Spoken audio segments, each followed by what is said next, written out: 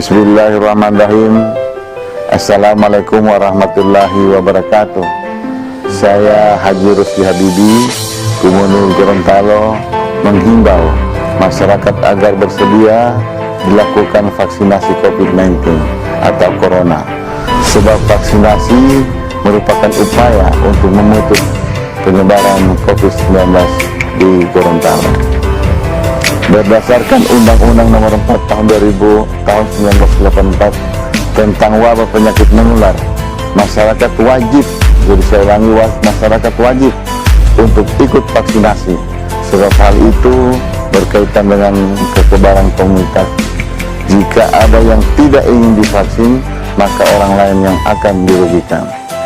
Jangan percaya berita hoax terkait vaksin, sebab pemerintah telah melanjangkan dan menjamin ketersediaan vaksin yang aman dan berkualitas, di mana proses pengembangannya diawasi dengan ketat dan sangat ketat melalui tahap uji praklinis secara lengkap, sehingga vaksin yang dihasilkan aman dan efektif untuk masyarakat.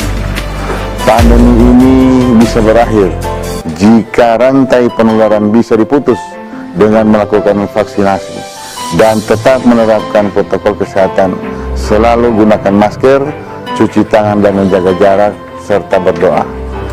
Vaksinasi lindungi diri, lindungi negeri. Sekian, wabillahi taufiq. Wassalamualaikum warahmatullahi wabarakatuh. Assalamualaikum warahmatullahi wabarakatuh.